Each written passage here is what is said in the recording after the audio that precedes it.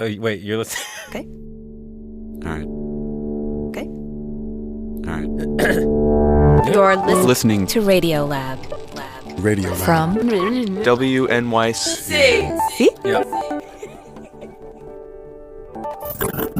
Hey, I'm Latif Nasser. This is Radiolab Day 4 of our Week of Sharks. Hello.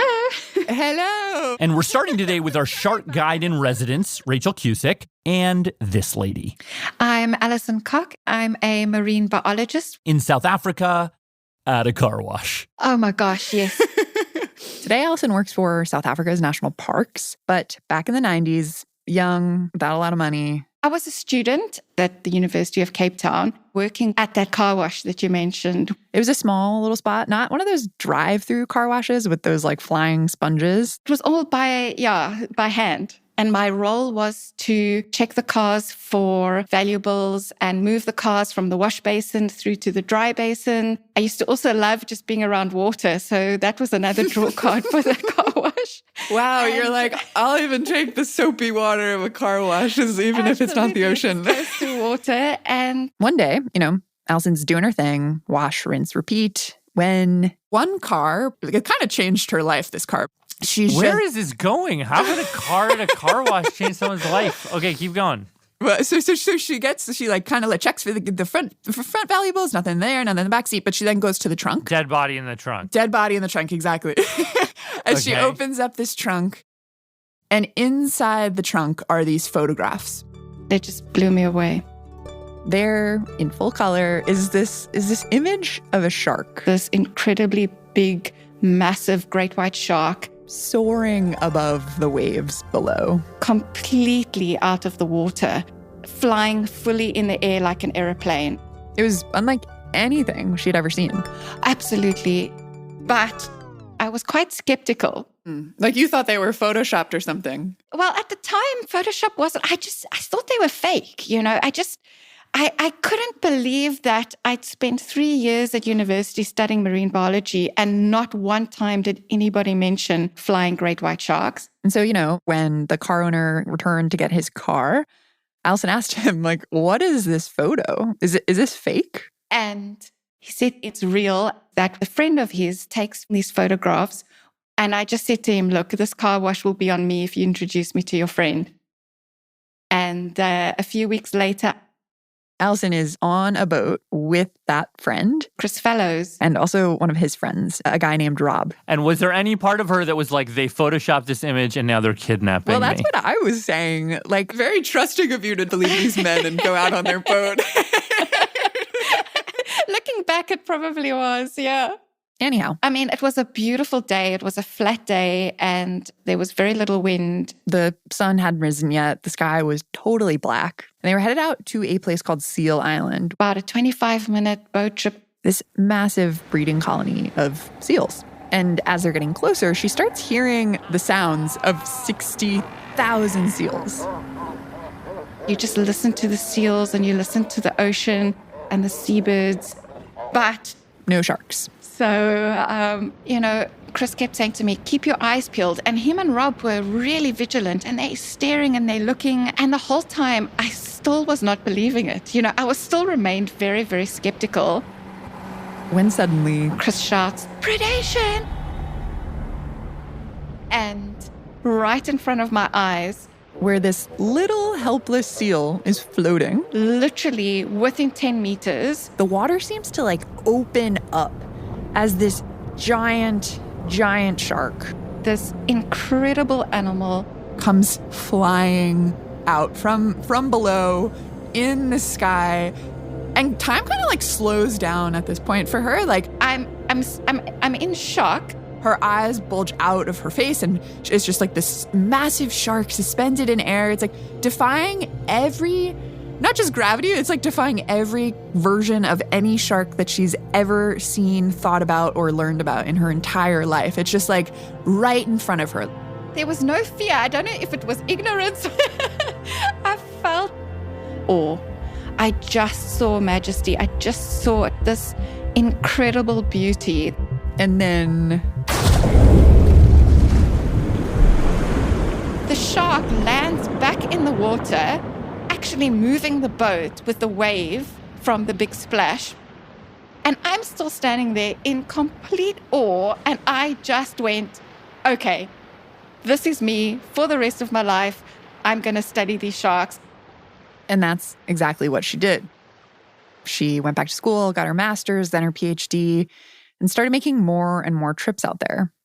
And what she quickly discovered was, while this is an awesome thing to watch as a human being on a boat, one of the days I saw 42 great white attacks. No way! Yeah. If you were a seal on Seal Island, this place was terrible. I've seen great whites like flying out of the water with this seal in its mouth, and the seal is kind of like never giving up. Until crunch. And I mean, you're just screaming when you see it happen. That, by the way, is Neil. Dr. Neil Hammerschlag. He's a marine ecologist and a shark researcher.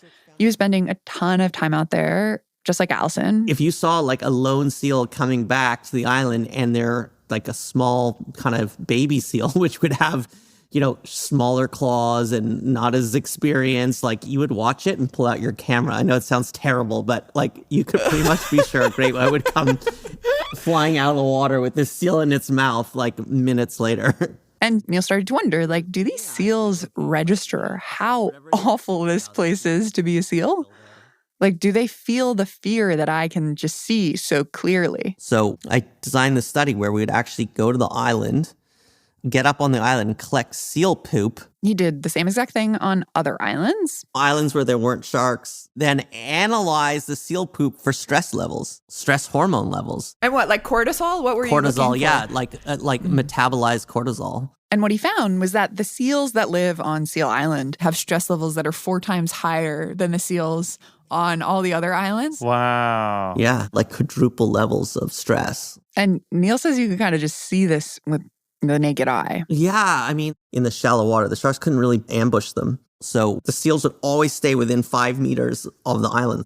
It seemed like the sharks were controlling their behaviors through just a landscape of fear. They were causing these seals to not go and do whatever they want or hang out wherever they want or behave any way that they wanted. They were keeping them under control. The way that we imagine sharks, the way that we see them in movies. Sharks?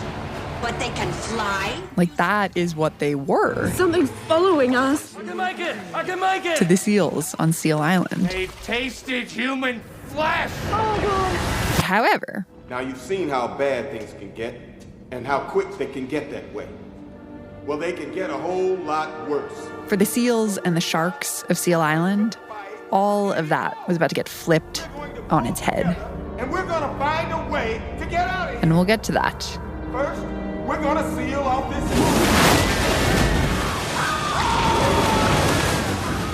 right after a break.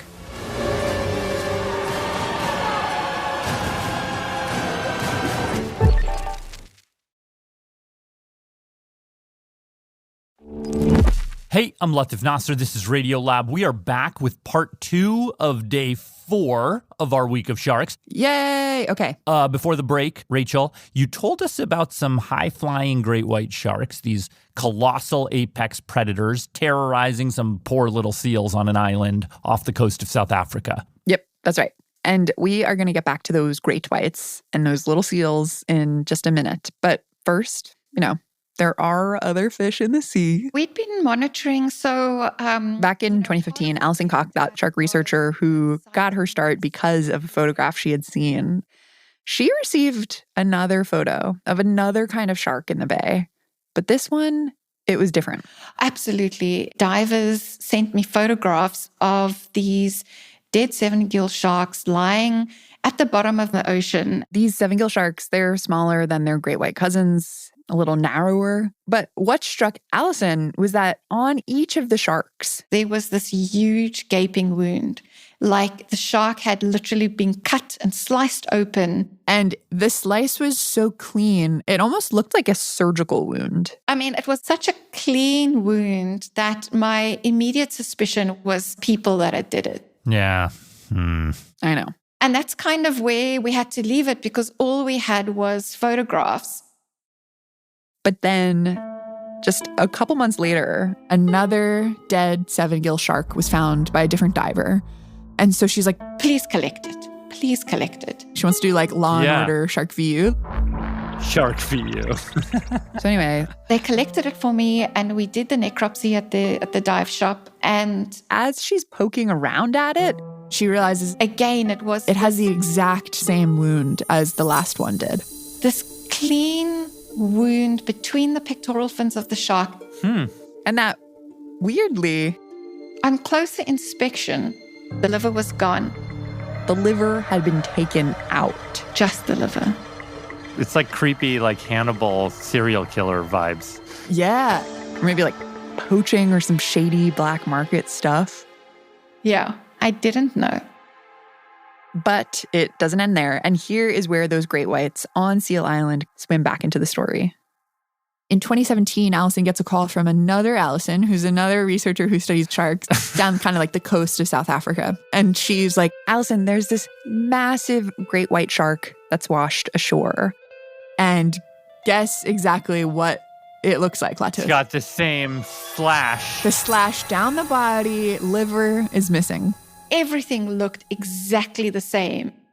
Very weird. I know. And it's about to get even weirder because right around the time Alison hears about this one sliced open great white, the sharks at Seal Island literally disappeared.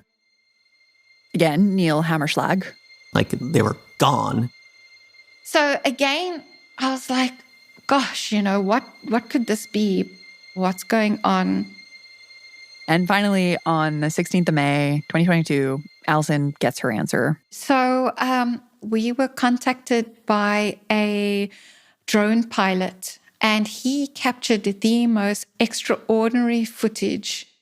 There's no sound, but the video starts with this big, wide shot looking straight down into this bluish-green ocean, maybe like 50 feet below. And right in the center of the frame, you see this shark and this giant, giant white-spotted black orca. For a while, the pair is just eyeing each other, swimming in these tighter and tighter circles around and around. Until slyly, a second orca swims into the right of the frame. And the white shark can only keep its eye on one orca at a time. The second orca starts to slowly glide towards them. Until suddenly it darts, slamming the shark, rendering it motionless, turning the water frothy white. A moment later, as the froth fades, the orca swims next to the motionless shark. This time, baring its teeth, it slices out the shark's liver. Oh. Before the clip ends, you can actually even see the orcas start feasting on this white, fleshy pouch, and the shark slowly starts to sink, fading into the blue depths of the ocean. This was unbelievable. Unbelievable. Okay, so it's the orcas who are killing the sharks. So these livers of sharks, they're super nutrient rich. They're really fatty. They actually take up like a third of the shark's body. And so they are like the creme de la creme for these orcas. They are just this massive meal for them. So they go in and they take the liver and then they actually just leave. Huh. Yeah. I mean, even Alison found this hard to believe. I was in denial for a very long time. Because for me, white sharks were always the apex predator. Oh, wow. Okay, so we're saying the orcas killed all the great whites at Seal Island? Well, it seems like they definitely killed some of them. And Neil is quick to point out that we humans killed some of them as well. The nets, right? The lethal netting program. The government has had nets in the water to protect swimmers. And something like 30 sharks get caught in these nets and killed every year, which is a lot for great white shark populations. So that's definitely a part of their decline. Alison would agree. But here is where things get even more shocking for our apex shark predators. Alison says that for the orcas to clear all the great white sharks at a Seal Island, the orcas didn't need to kill all of them. No, this is the whole point. Alison and her grad students and some researchers in the area, they had tagged a bunch of these sharks. And when they looked at that tagging data, they found that after each predation event, each orca attack, took the sharks longer to come back and fewer came back. Until eventually, after about 4 or 5 of these predation events that we knew of, the white sharks stayed away and didn't come back. And so, it's very possible that the fear of predation, the fear of being predated on, made the white sharks abandon Seal Island. But I can imagine an individual shark getting attacked and then leaving, or even if it sees a friend or family member or something getting attacked and then they leave as a little family unit. But it's not like they have a giant WhatsApp group or something where they can they're all gonna leave en masse. How does that even work? Like a community watch program, but for sharks. Yeah. Well, actually, they kind of do. They have this very cool trick. I mean, the sharks aren't stupid. Fear can spread through a population in much the same way as it can through, a group of people. I spoke to this man named Colin Brown. He's the head of this fish lab at Macquarie University in Australia. I think one interview called you Dr. Fish Feels or something. Yes, I speak for the fish. And he explained to me how fear can spread literally through the water. So if a shark is injured or killed, it releases this chemical. A very particular chemical, which in the German word is called Schreckstoff, which literally translates to scary stuff. Signaling something bad is happening here. Go protect yourself, get away. Whoa. And if a situation is bad enough, Schreckstoff can set off a contagion, effectively, a behavioral contagion, and an entire population could potentially develop a fear response. Almost like a scream echoing through a crowd.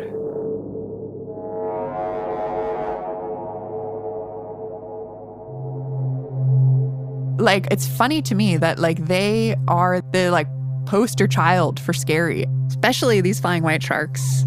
And yet when you get to know them, they are just these little fish that are scared of bigger fish. That as Colin says, there's always something scarier.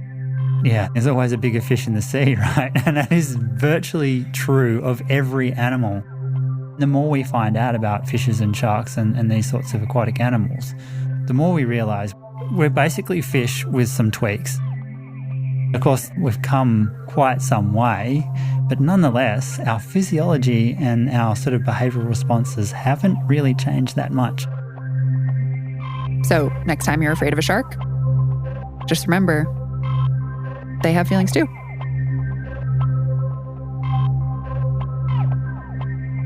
This episode was reported by Rachael Cusick and produced by Rachael Cusick, Simon Adler, and Maria Paz Gutiérrez, with production help from Becky Lax. It was edited by Pat Walters and fact-checked by Diane Kelly, with mixing help and sound design by Jeremy Bloom. And special thanks to Kathryn Ayres. One more thing, we want to give a big thanks to everyone out there who is a member of the lab, our membership program. Your support makes big projects like this possible, makes our entire show possible, and we are so grateful. If you are not yet a member, or you've been thinking about giving more, this is a perfect time to take the plunge. Because if you join or re-up now, you'll get a gift. And it's a limited edition Week of Sharks hat. I wanted it to have a fin on top, but then everybody else vetoed that idea. And I don't think I would even wear that in public. Instead, you're going to get one designed by the Maine-based artist Ty Williams. It's beautiful, something you would actually want to be seen in public. And it gives you a chance to show the world that you support our show. It's available to everyone who joins the lab this month, even for as little as $7 a month. You can join at radiolab.org/join. Existing members, check your email for details. Tomorrow is our last day of the Week of Sharks, and we are going from some of the biggest fish in the sea to some of the teeny tiniest. Catch you tomorrow.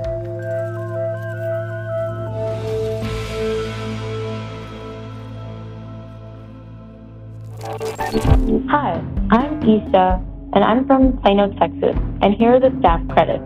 Radiolab was created by Chad Abumrad and is edited by Thorne Wheeler. Lulu Miller and Latif Nasser are our co-hosts. Dylan Keefe is our director of sound design. Our staff includes Simon Adler, Jeremy Bloom, Becca Bressler, W. Harry Fortuna, David Gebel, Rebecca Lack, Maria Paz Gutiérrez, Sindhu Jnana Sambandam, Matt Kilty, Annie McEwen, Alex Neeson, Sarah Kari, Sarah Sandak, Anissa Vita, Ariane Wack, Pat Walters, Molly Webster, Jessica Young, with help from Rebecca Rand. Our fact-checkers are Diane Kelly, Emily Krieger, Anna Pujol Mazzini, and Natalie Middleton. Hi, this is Michelle calling from Richardson, Texas. Leadership support for Radiolab Science programming is provided by the Simons Foundation and the John Templeton Foundation. Foundational support for Radiolab was provided by the Alfred P. Sloan Foundation.